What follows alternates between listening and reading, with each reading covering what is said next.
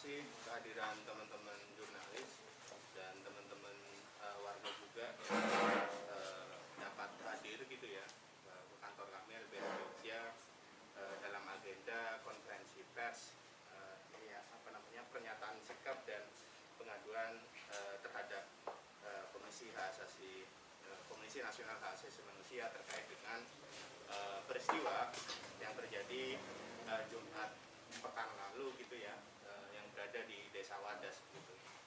Atas dasar kejadian itu kami begitu ya, LBH Jogja selaku kemudian secara kelembagaan menjadi kuasa hukum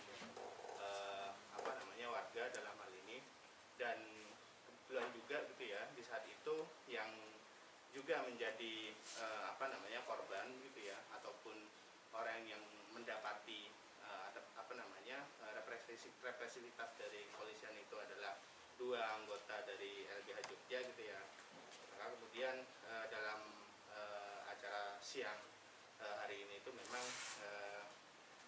ada dua subjek yang kemudian nantinya akan mengadukan peristiwa tersebut ke Komisi Nasional Hak Asasi Manusia, yakni LBH Jogja dan warga yang kemudian dalam hal ini tergabung dalam gempa Dewa.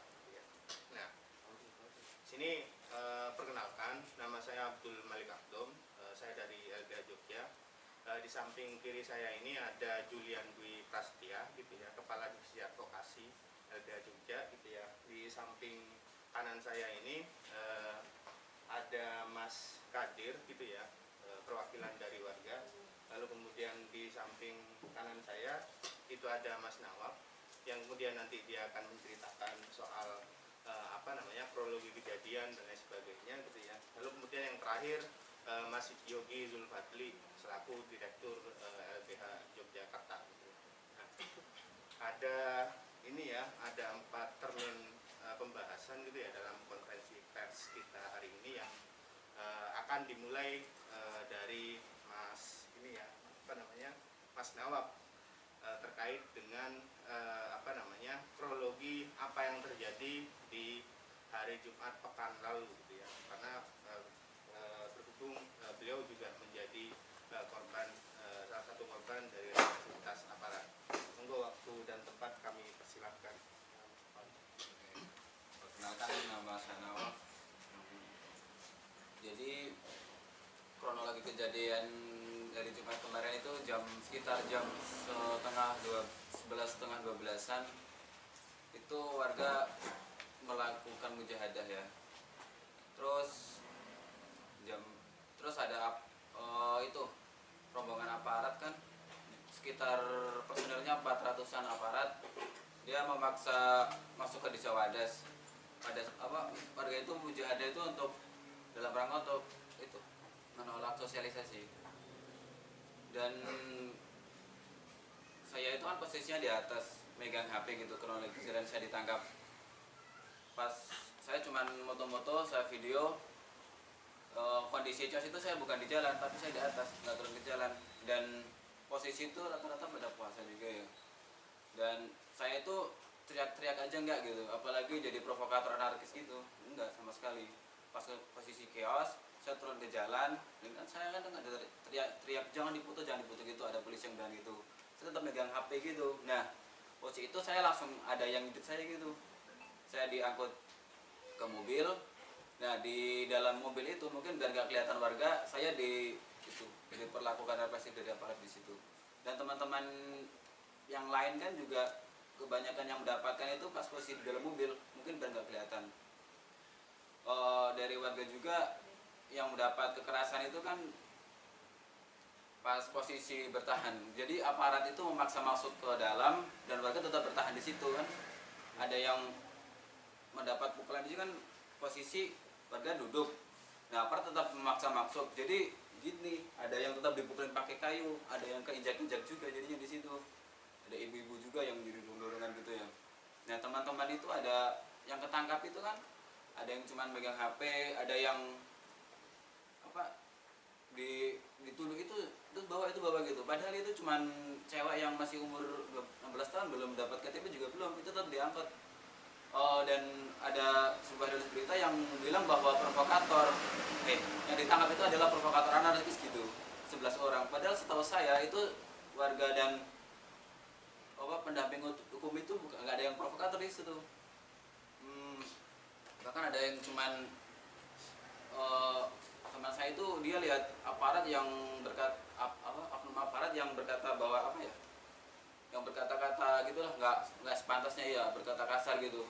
Dia cuma bilang jangan gitu, nggak sopan gitu, dia langsung diangkut juga. Ibu udah tua, dan teman-teman ada yang masih kecil juga, maksudnya dari cewek umur 16 tahun belum KTP itu provokatornya gimana gitu, nggak masuk akal sama sekali. Dan kasihannya itu teman-teman yang mendapat itu sampai mendapatkan gitu lah, pokoknya sampai dia di Polres itu ada yang pas posisi buka itu sampai bilang ke saya bahwa dia itu buat buka aja sampai sakit gitu, sininya masih sakit gitu buat nelen.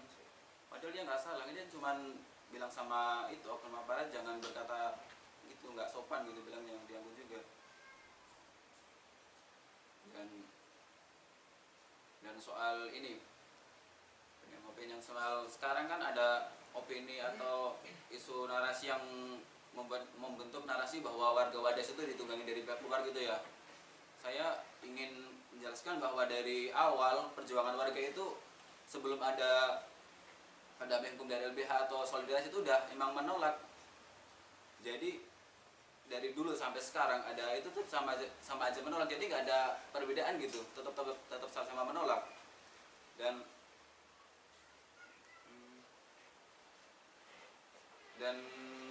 kalau ada yang bilang ditunggangi dari pihak luar itu sebenarnya malah menjadikan multitafsir gitu ya, apalagi orang desa gitu kan, orang umum seperti yang kurang pendidikan gitu kan malah jadi salah penafsiran. Umpamanya kalau emang ditunggangi dari pihak luar, lah kan dari dulu LBH kan cuma mendampingi di bidang hukum gitu, memang artinya kalau mendampingi itu sama aja menunggangi gitu kan, malah jadi multitafsir di situ. Makanya bingung juga. Dan yang dari pihak luar itu dituduh itu kan provokator juga masalahnya. Di situ saya kurang memahami di bidang situ. Mungkin cukup sekian dari saya. Baik, terima kasih Mas Nawab gitu ya, yang sudah memberikan ini ya testimoni dan keterangan soal kronologi kejadian yang versi warga gitu ya. Nah, selanjutnya kemudian kita perlu mendengarkan gitu ya keterangan dari pendamping hukum yang saat itu posisinya Mas Julian ini juga membersamai warga gitu ya dalam melakukan mujahadah hingga berakhir kepada represivitas itu gitu ya. Mungkin nanti Mas Julian juga akan menceritakan dari awal sampai kemudian proses di kepolisian gitu ya, sampai dini hari waktu itu ya, di 11 orang ini baru kemudian dilepaskan oleh Polres Purworejo gitu ya. Nah, waktu dan tempat dipersilakan Mas Julian. Baik, terima kasih. Assalamualaikum warahmatullahi wabarakatuh. Terima kasih teman-teman, dan yang saya hormati teman-teman dari warga desa Wadas yang langsung datang ke sini menjelaskan persoalannya. Nah, saya ingin sampaikan pertama, kejadian tanggal 23 April ya 2021 itu dipicu, saya tahunya sekitar jam 5 pagi ibu-ibu itu banyak yang histeris, nangis luar biasa di hadapan orang-orang yang waktu itu ingin mendirikan tenda ya secara paksa, walaupun sudah dilarang oleh ibu-ibu. Mereka nangis histeris, ketakutan tanahnya akan diambil kalau misalnya ada sosialisasi tersebut. Kemudian kalau misalnya ada rencana pertambangan di sana, mereka takut itu. Jadi ketakutan ibu-ibu waktu itu adalah soal itu. Nah, kemudian dilanjutkan setelah nangis cukup berapa lama, sekitar jam 7 sampai jam 8-an itu ibu-ibu. Saya kira itu banyak dokumentasinya yang bisa menjadi bukti ya bahwa mereka semua memang nggak mau gitu ya, nggak mau. Apakah mereka nangis kemudian ditunggangi juga seperti yang dibilang oleh oknum-oknum yang tidak bertanggung jawab? Apakah mereka nangis itu disuruh nangis gitu, acting? Nah, itu sebenarnya cukup menyakitkan juga pernyataan seperti itu. Kita bisa lihat dengan mata kepala kita sendiri bahwa warga Wadas itu tulus memperjuangkan hak atas lingkungannya. Itu pertama yang ingin saya sampaikan. Nah, kemudian yang kedua, setelah kami melakukan doa bersama di balai desa, kita dengar ada ratusan aparat ya, 400-an, kemudian bawa mobil lengkap dan bawa senjata gas air mata dengan tameng, dengan seragam lengkap. Mau ngapain mereka datang ke Desa Wadas selengkap itu? Apakah kami merupakan teroris? Apakah kami merupakan orang yang kemudian korupsi itu, sehingga mereka sebegitu lengkapnya ingin melakukan itu? Bahkan kita melihat di media sosial ada oknum aparat bilang mereka mau perang hutan. Nah, kan ini logika apa ini aparat ini? Padahal mereka cuman warga mujadahan saja dan hasbunallawan. Cuman itu, dan itu posisinya duduk. Tidak ada bentuk penyampaian ekspresi yang kita bilang anarkisnya dari mana? Nah, proses di penyampaian mujadah, kemudian kami melihat itu ada yang dipicu. Nah, awalnya saya coba komunikasi dengan Wakasat Intelnya untuk sampaikan, ayo kalau misalnya mau dialog, tapi duduk bersama, harus posisi setara. Itu tidak diindahkan, malah paha bagian ini ya, pantat bagian kiri saya malah ditendang. Nah, ini udah nggak bisa komunikasi lagi. Buat apa? Saya akhirnya tarik diri. Nah, kemudian teman saya Nana juga sudah coba negosiasi, yang perempuan yang pakai jas merah, untuk menegosiasi polisi, ayo jangan melakukan seperti itu dong. Udah suruh tenang, malah ditarik. Nah, ada pemuda itu yang ingin menyelamatkan si Nana, itu malah diambil lehernya, diambil, mau diculuk ya, kayak gitu. Ibu-ibu ya otomatis langsung respon untuk menyelamatkan anak-anak mereka. Dibilang itu anarkis. Yang dimaksud anarkis itu seperti apa? Nah, mulai dari situlah mulai terjadi kericuhan karena ada aksi tarik menarik, polisi menarik warga gitu ya, yang nggak tahu dasarnya seperti apa. Nah, kemudian terjadi kericuhan, tembakan gas air mata 3 kali yang saya dengar. Nah, mulai itu tidak terkendali, gimana mengendalinya? Warga ya pasti kocar-kacir, ketakutan.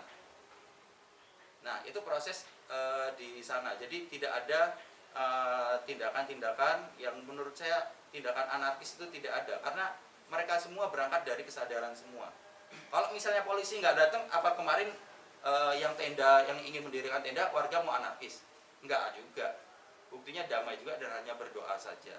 Nah, itu yang kedua. Nah, yang ketiga, yang saya ketahui, saya waktu itu saya sudah coba negosiasi kedua kalinya, tapi yang kedua saya langsung ditangkap, dipukuli, dijambak dan ditendang tulang kering saya itu.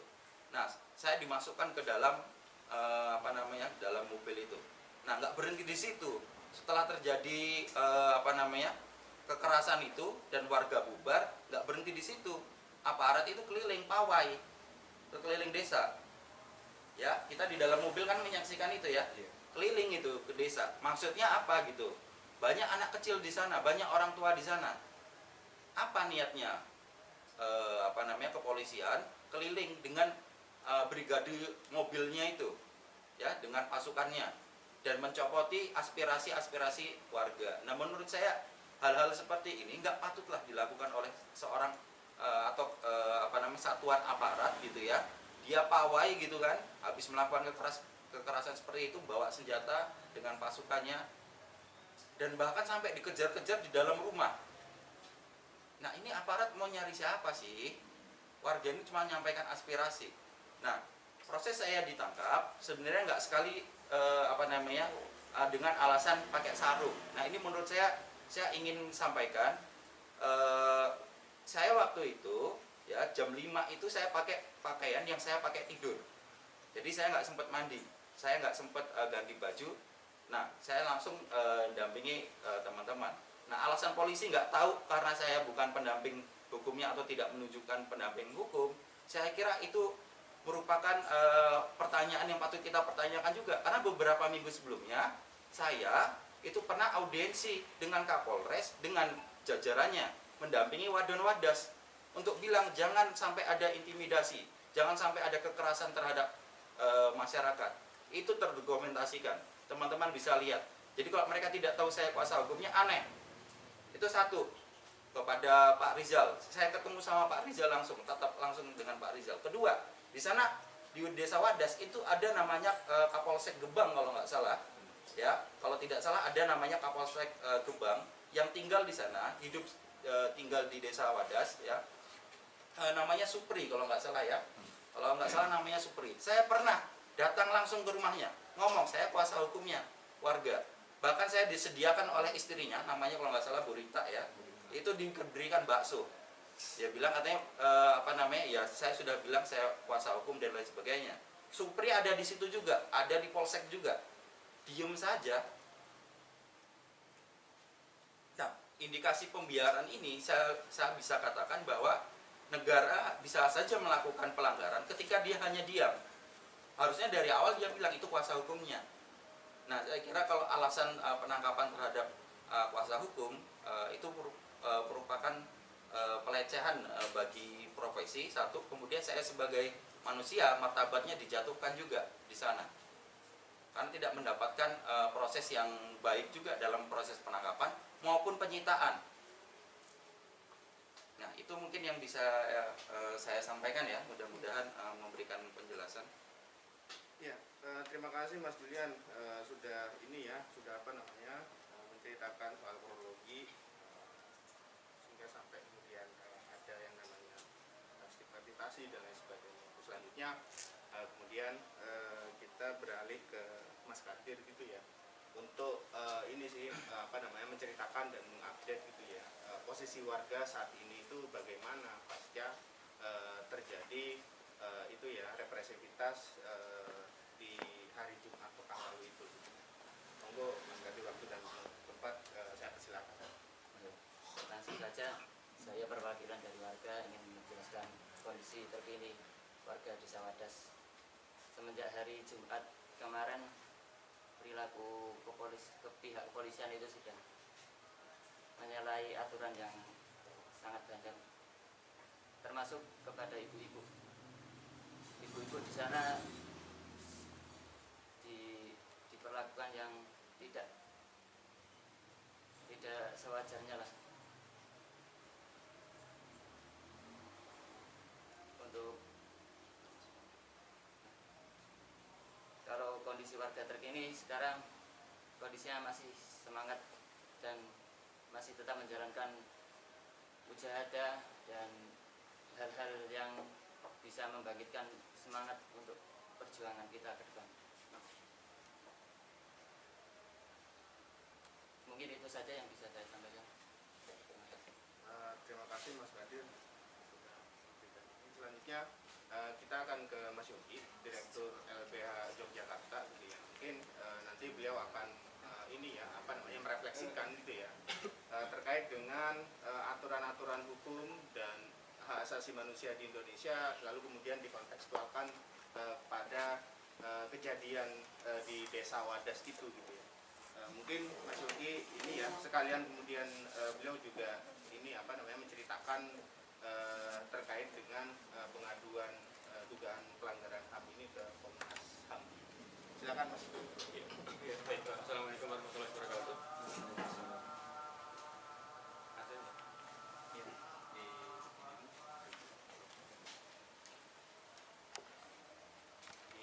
Silakan Mas, langsung.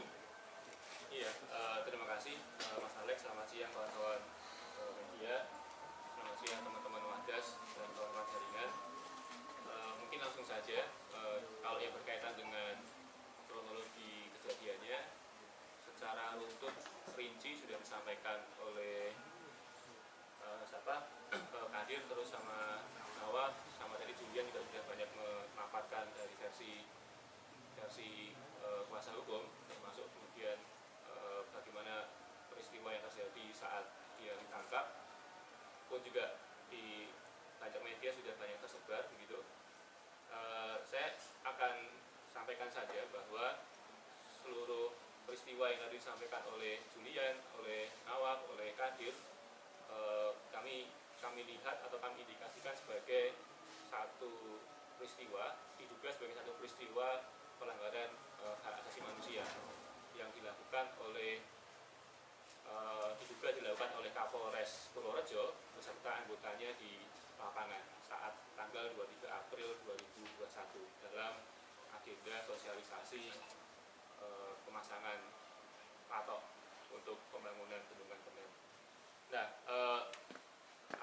indikasi kekerasan yang dilakukan oleh polisi, kami bisa mencatat ada sejumlah peraturan perundang-undangan yang itu dilanggar oleh pihak kepolisian.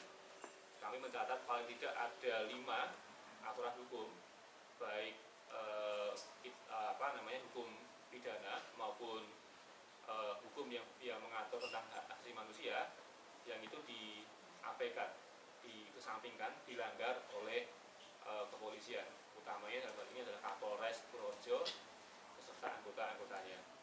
Nah, pertama yang kemudian bisa saya sampaikan, polisi kami juga melanggar Undang-Undang Nomor 9 Tahun 98 tentang kemerdekaan menyampaikan pendapat di muka umum.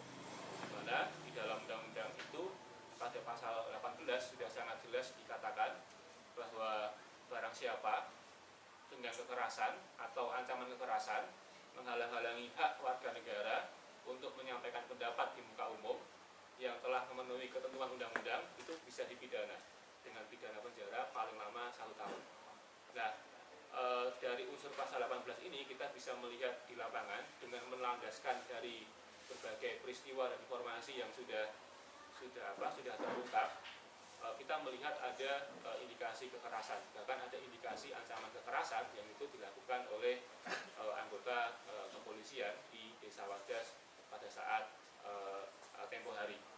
Nah, selain pelanggaran atas Undang-Undang Nomor 9 Tahun 98, kami juga mengindikasikan Kapolres beserta anggotanya itu melakukan pelanggaran terhadap pasal 351 ayat 1 Kitab Undang-Undang Hukum Pidana, di mana mereka sudah melakukan tindakan penganiayaan terhadap warga. Menurut data yang kami himpun, sampai kemarin ada 9 orang yang terluka, ditambah beberapa orang dari 11 orang yang ditangkap itu juga mengalami luka-luka. Misalnya kemudian yang bisa kami catat, yang kami masukkan ke dalam laporan ke Komnas HAM ini ada 8 orang yang menjadi korban yang itu mengalami luka yang akibatnya sangat serius. Misalnya saya bisa sampaikan ada satu warga bernama Ngatinah, dia ditampar 3 kali. Lalu ada warga bernama Selamat, dia ditendang di bagian perut, dipukul di bagian leher, kemudian sempat pingsan ternyata. Lalu Mas Nawaf ini itu dipukul banyak di bagian rahang, kemudian di bagian kepala, bagian lutut. Lalu ada orang bernama Ulfik, dia dipukul beberapa kali di bagian kepala dan dada. Ada juga yang diinjak di bagian lengan, bagian kepala, dan lain sebagainya. Dan semuanya itu berakibat pada luka yang beragam. Ada yang luka di bagian pelipis, bagian pipi, kemudian juga ada yang memar, lalu juga ada yang sampai pingsan tadi. Bahkan juga ada yang sampai hari ini warga mengalami rasa trauma akibat dipukul oleh polisi. Maka berangkat dari fakta yang terjadi dan berangkat dari adanya korban yang berjatuhan, kami mengindikasikan bahwa polisi telah melakukan tindakan penganiayaan sebagaimana diatur di dalam pasal 351 KUHP.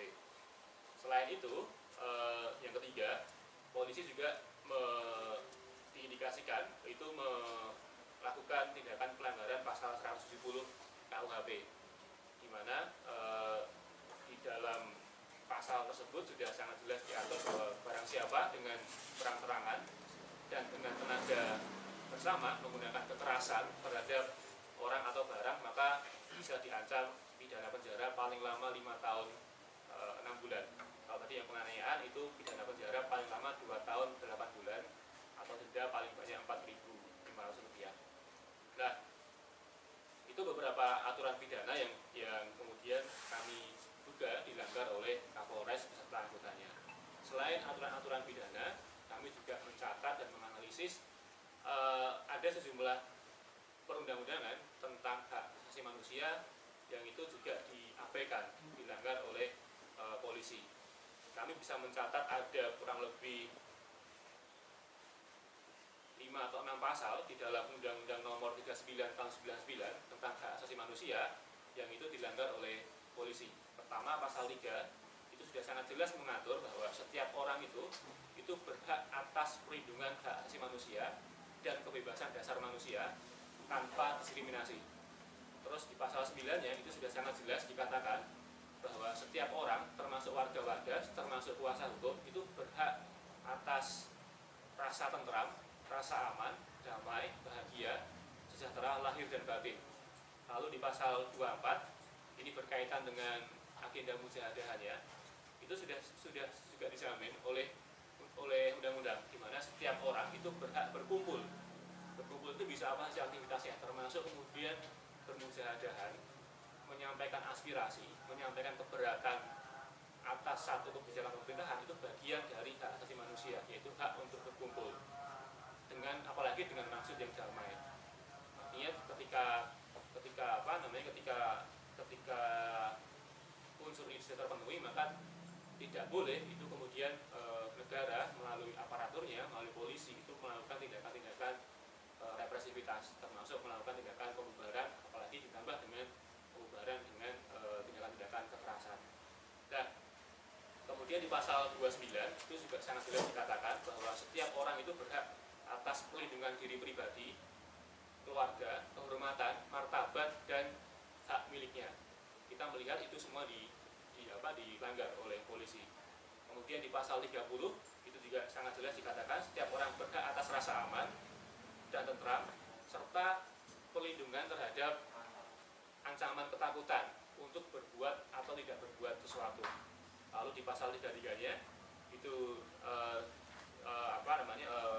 juga terang dikatakan setiap orang itu berhak untuk bebas dari penyiksaan, penghukuman atau perlakuan yang kejam, tidak manusiawi, merendahkan derajat dan martabat kemanusiaannya. Terakhir pasal 34 di Undang-Undang 39 tahun 99, setiap orang itu tidak boleh ditangkap, ditahan, dipaksa, dikecualikan, diasingkan, dibuang secara sewenang-wenang. Nah, praktiknya, faktanya yang terjadi di lapangan, sebagaimana sudah disampaikan oleh kawan-kawan, teman-teman itu ditangkap secara sewenang-wenang oleh polisi. Sebelum ditangkap mereka dihajar sampai babak belur gitu ya, lalu diangkut ke dalam mobil polisi, ke truk polisi, lalu dibawa ke polsek Bener, di sana juga diinterogasi, bahkan juga beberapa barang-barang yang disita. Penyitaan itu tanpa surat tugas penyitaan, lalu kemudian dibawa ke Polres Purworejo. Teman-teman juga sempat diidentifikasi, diperiksa, bahkan juga dites urin gitu ya. Dan seluruh tahapan, seluruh proses yang kemudian dilakukan oleh kepolisian dari tahapan penangkapan sampai tahapan tes urin itu tidak didasarkan kepada satu peristiwa dugaan tindak pidana yang jelas. Polisi selalu berdalih bahwa ini tahapan penyelidikan. Kalau tahapan penyelidikan tentu harus ada peristiwa yang diduga terlebih dahulu sebagai tindak pidana. Sementara teman-teman yang 11 orang ditangkap itu tidak jelas tindak pidana apa yang kemudian dilakukan oleh mereka. Kawan-kawan bisa periksa di banyak video yang beredar. Kami melihat ada kecenderungan polisi cuma asal tangkap saja. Jadi kalau kebetulan si Wahab dekat dengan polisi gitu ya, maka dia mudah ditangkap, maka tangkaplah dia. Pun juga dengan Julian, dengan kawan-kawan yang lain. Artinya tidak ada kejelasan mereka ini ditangkap atas dasar apa, atas dasar peristiwa yang mana.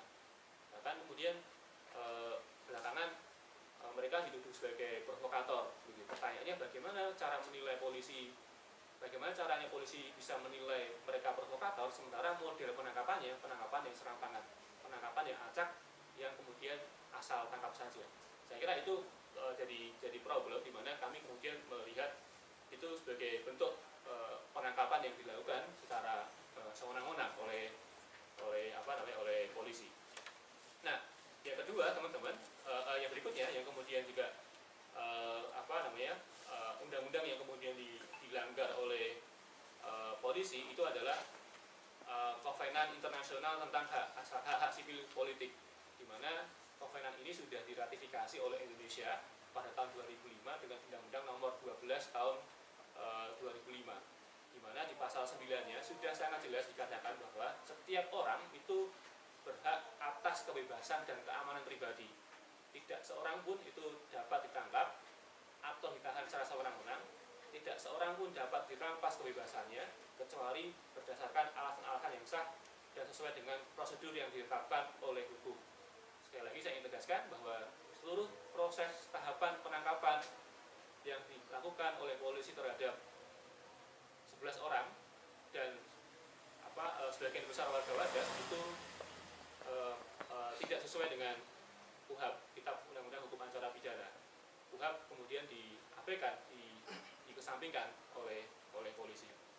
Yang terakhir teman-teman, aturan hukum yang juga dilanggar oleh polisi, dan ini yang saya kira miris gitu ya, karena ternyata di dalam tubuh kepolisian itu sudah ada yang namanya Peraturan Kepolisian nomor 8 tahun 2009 tentang implementasi prinsip dan standar hak asasi manusia dalam penyelenggaraan tugas kepolisian negara Republik Indonesia, di mana di dalam peraturan itu sudah sangat jelas, misalnya pasal 6 itu dikatakan bahwa hak asasi manusia yang termasuk dalam cakupan tugas polisi itu salah satunya meliputi apa? Meliputi hak atas rasa aman, di mana setiap orang berhak atas perlindungan diri pribadi, keluarga, kehormatan, martabat, hak milik, rasa aman, ketentraman, serta perlindungan terhadap ancaman ketakutan untuk berbuat atau tidak berbuat sesuatu.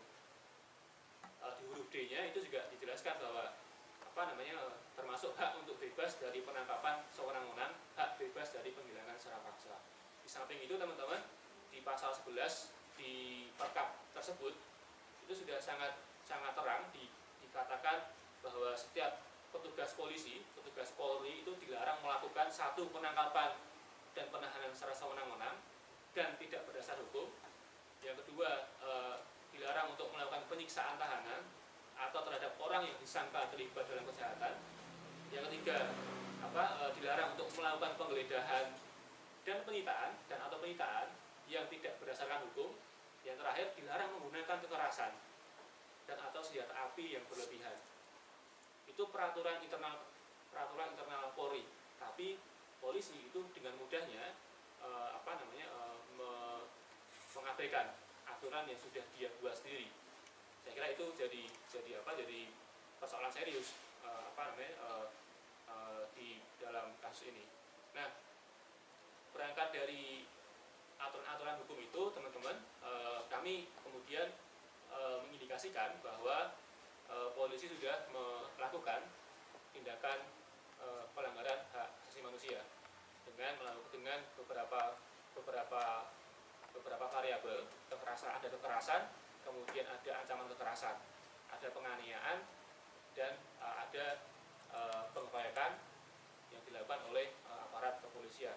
Nah, atas dasar itu teman-teman, maka pada kesempatan siang hari ini kami LBH Jakarta sebagai kuasa hukum dari warga Wadas yang diberikan kuasa secara sah dan resmi oleh sekitar 300-an warga desa Wadas yang menolak penambangan batuan kueri, itu pada hari ini berencana mengadukan atau melaporkan terkait dengan dugaan peristiwa kekerasan yang dilakukan oleh Kapolres Purworejo beserta aparatnya, beserta anggotanya ke Komisi Nasional Hak Asasi Manusia. Laporan ini akan kami kirimkan melalui pos pasca dari sini, ya, di mana poinnya kami sampaikan kepada Komnas HAM ada indikasi pelanggaran hak asasi manusia. Kami juga sudah melampirkan beberapa bukti berupa foto, dan ada juga bukti visum yang itu kemarin dilakukan oleh teman-teman yang menjadi korban. Dan kami juga meminta kepada Komnas HAM untuk bisa menerima dan menindaklanjuti laporan ini dengan melakukan tugas dan wewenangnya sesuai dengan yang tertera di dalam Undang-Undang Nomor 39 Tahun 99. Beberapa di antaranya kami berharap Komnas HAM dapat melakukan penyelidikan dan pemeriksaan terhadap peristiwa tersebut. Termasuk kami berharap Komnas HAM tidak takut untuk melakukan pemanggilan kepada pihak-pihak yang berkaitan, terutama dalam hal ini adalah Kapolres Purworejo, termasuk dengan anggota-anggota yang ada di lapangannya. Kami sangat berharap kepada Komnas HAM bisa menerima dan merespon serta menindaklanjuti pengaduan kami bersama sekitar 300-an warga Desa Wadas sesuai dengan tugas dan fungsi yang sudah diberikan oleh Undang-Undang Nomor 29 Tahun 99. Saya kira itu teman-teman yang bisa saya sampaikan atas peristiwa kemarin. Jadi nanti setelah dari sini kami mengajak teman-teman media untuk kita bisa sama-sama ke kantor pos besar untuk mengirimkan surat pengaduan ke Komnas HAM. Barangkali itu, terima kasih atas waktu yang diberikan kepada saya. Mohon maaf jika ada salah kata. Saya tutup, saya kembalikan kepada Mas Alex. Terima kasih Mas Yogi. Langsung saja sesi selanjutnya mungkin tanya jawab ya. Jika ada teman-teman jurnalis yang hendak menanyakan ke para narasumber keempatnya gitu ya, silakan saja langsung tanya, nanti ya sebutkan nama, lalu kemudian medianya dari mana gitu ya. Dan kami batasi satu termin maksimal 3 penanya gitu ya. Monggo silakan ditanya. Mas. Saya dari detik.com mungkin mau menanyakan soal yang penolakan ini. Selain di Wadas ini kan proyeknya ada hubungannya dengan apa yang benar itu apa namanya? Iya, bendungan bener ya. Itu apakah hanya di Wadas ini atau di bener itu juga ada penolakan itu? Terus yang kedua mungkin deskripsi umumnya, karena ini soal perizinan dan sebagainya gitu, apakah ada upaya gitu untuk bisa menghentikan gitu usaha dari rencana untuk pertambangan itu, misalnya dengan menggugat di PT UN atau apa gitu yang tadi. Apa ada upaya seperti itu? Mungkin itu saja. Yang pertama mungkin bisa Mungkin kalau pertanyaan yang pertama langsung ini ya, keluarga ya, soal iya, nanti kita bisa menambahkan. Monggo Mas Kadir. kalau tambang apakah hanya di Wadas saja atau Iya. Kadir atau ini ya. Oke, langsung mungkin aja. Oke, makasih Mas atas pertanyaannya. Memang penolakan itu terjadi di tapak bendungan maupun di lokasi quarry, namun konteksnya berbeda yang saya ketahui. Yang di tapak bendungan, dia itu nolak uang ganti kerugian. Warga Wadas itu di lokasi pertambangan, mereka menjaga keutuhan desa, menjaga alamnya. Jadi kalau misalnya bukan soal ganti rugi ya, jadi konteksnya berbeda penolakannya, itu pertama. Nah kemudian yang kedua, kalau misalnya kita ngikut definisi kepentingan umum bendungan, tapi pertambangan itu nggak masuk ke dalam definisi untuk kepentingan umum. Nah logikanya agak cacat, karena apa? Karena ini kan untuk material ini untuk supply bendungan benar gitu kan. Kalau logikanya besok pemerintah itu adalah segala sesuatu yang menyuplai kepentingan umum, maka harus dibebaskan menggunakan pengadaan tanah untuk kepentingan umum. Nah ini menurut saya salah arah. Kenapa? Bisa aja besok misalnya kita mau bangun jalan gitu ya, butuh namanya semen dari Kars. Nah gunungan Kars kemudian dibebaskan lahannya menggunakan pakai kepentingan umum. Cacat logika kalau secara hukum, karena konteks kepentingan umum itu berbeda. Itu kedua. Yang ketiga, tadi apa lagi? Apakah ada upaya gugatan? Pada tanggal 5 Juni 2021 besok IPL akan habis, izin penetapan lokasi akan habis. Kalau tanpa melakukan upaya hukum apapun, mereka sudah tidak punya kewenangan untuk di Desa Wadas. Nah, maka kami mendesak kepada pihak-pihak pemakarsa, memberi izin dalam hal ini gubernur, untuk tidak menjadikan Desa Wadas sebagai wilayah untuk suplai material di bendungan. Benar, silakan jangan di Desa Wadas, kira-kira begitu. Jadi tanpa upaya hukum apapun, 30 hari lagi itu akan habis, sekitar 30 hari lagi, 5 Juni besok ini. Dan itu merupakan SK perpanjangan, jadi nggak bisa diperpanjang lagi. Jadi 2 tahun dan sudah diperpanjang 1 tahun. Jadi habis di tahun 2021 ini tanggal 5 Juni tanpa melakukan upaya apa-apa, upaya hukum litigasi maksud saya. Nah, apakah warga hari ini diam diri? Enggak. Kita sudah laporkan, kita sudah audiensi. Dari tahun 2018 warga itu sudah datang ke gubernur sampaikan aspirasinya, datang ke BPWS sampaikan aspirasinya, kemudian datang ke BPN juga, datang ke bupati menyampaikan aspirasinya. Tapi aspirasinya kemudian nggak didengar. Nah, kemudian di mana prinsip transparansi mendengarkan semua pihak, yang itu menjadi kewajiban pemerintah untuk menjalankan pemerintahan yang baik dan benar. Nah, itu yang tidak didapatkan oleh Desa Wadas. Nah, meskipun hari ini masih ini ya, masih dalam izin penetapan lokasi, kalau bisa bahkan jangan nunggu 5 Juni. Gubernur berhak untuk mencabut izin penetapan lokasi. Maka kami mendesak kalau bisa cabut aja sekarang, karena udah jelas warga itu menolak. Nah, kira-kira begitu, Mas. Oke. Ada tambahan mungkin dari ini Kadir sama Nao? Tambahnya. Cukup ya? Oke. Mungkin ada pertanyaan lain dari kawan-kawan jurnalis jika ada gitu.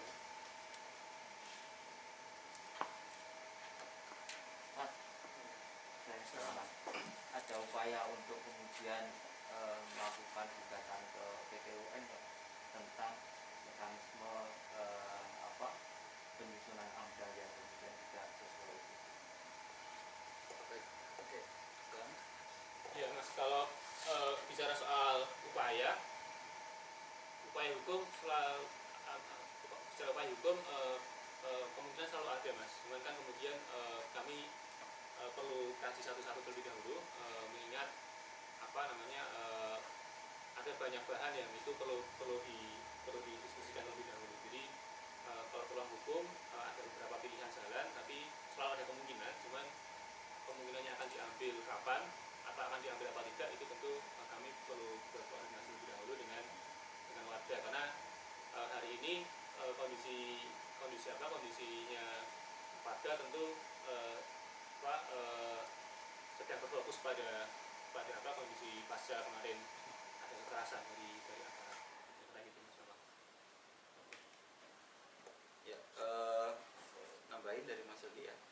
Jadi kalau misalnya kita mengikuti kasusnya, sebenarnya memang penerbitan izin atau proses-proses perizinan yang dilakukan pemerintah, kami juga itu melakukan maladministratif, ya, penuh hal-hal yang sangat formalitas tapi miskin substansi.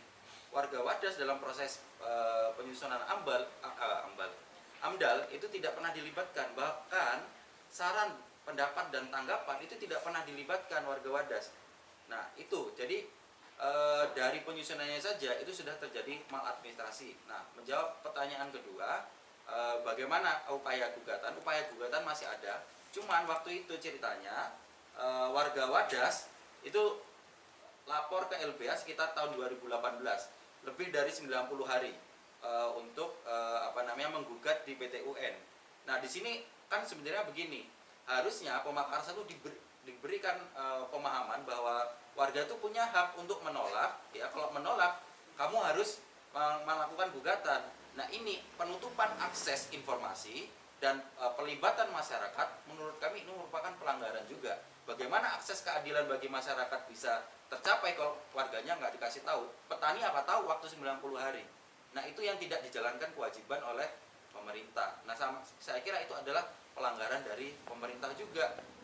Kira-kira gitu, Mas. Oke. Mungkin ada lagi satu orang. Saya mau satu lagi. Iya, satu lagi silakan Mas. Mas, kalau dari warga kan beberapa kali kemudian pernah aksi ke BWSO dan kemudian ke mana, ke kantor gubernur. Nah, ini itu Ganjar Pranowo itu pernah memberikan respon terhadap keberatan warga Wadas.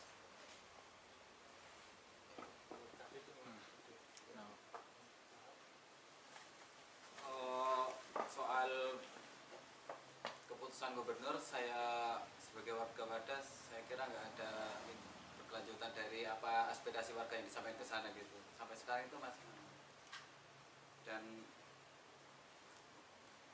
dan kita itu sebenarnya bingung sebagai warga itu ya, kita udah menyampaikan ke sana ke sini tapi nggak ada respon, itu harus gimana. Jadi apa, kita itu melakukan segala cara untuk menolak, tapi kita menyampaikan tapi nggak nggak ditanggapi, itu harus, makanya gimana gitu, saya kan juga bingung gitu warga itu.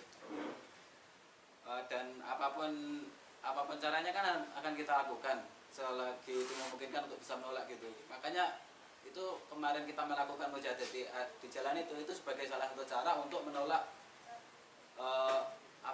menolak hak kita gitu, menolak apa yang harusnya kita dapatkan gitu, hak kita. Jadi waktu ke gubernur itu pun tidak ada utusan yang kemudian menemui seperti itu, Mas? Diterima enggak? Waktu itu diterima sama Sekda. Nah, Sekdanya bilang nggak tahu kalau ada penolakan dari warga. Nah, di situ yang kami dapatkan. Jadi waktu itu bukan Mas Nawab tapi Pak Kiai bersama bersama warga lainnya yang masuk ke dalam karena dibatasi. Nah, waktu itu Sekda bilang ya kami nggak tahu kalau ada penolakan warganya gitu. Kalau misalnya nggak tahu, udah disampaikan belum sama BPWS? Katanya Sekda waktu itu ya nggak disampaikan. Nah, ini menurut kami, padahal waktu itu sebelum terbit IPL itu udah ngirim ke BPWS ya penolakannya ya. Jadi udah dikirimkan ke BPWS. Nah, harusnya BPWS itu mengirimkan aspirasi warga untuk jadi pertimbangan gubernur gitu. Nah, pertanyaannya dua, mungkin nanti media bisa konfirmasi yang nggak dengar gubernur atau BPWS yang nggak menyampaikan.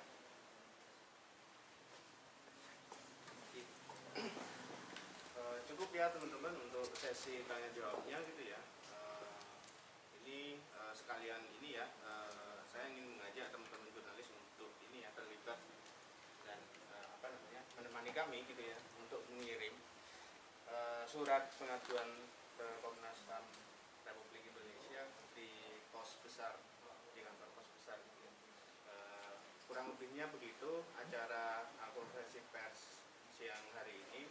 Jika ada salah kata, tindakan dari saya sebagai moderator, saya mohon maaf. Terima kasih atas partisipasinya. Wassalamualaikum warahmatullahi wabarakatuh.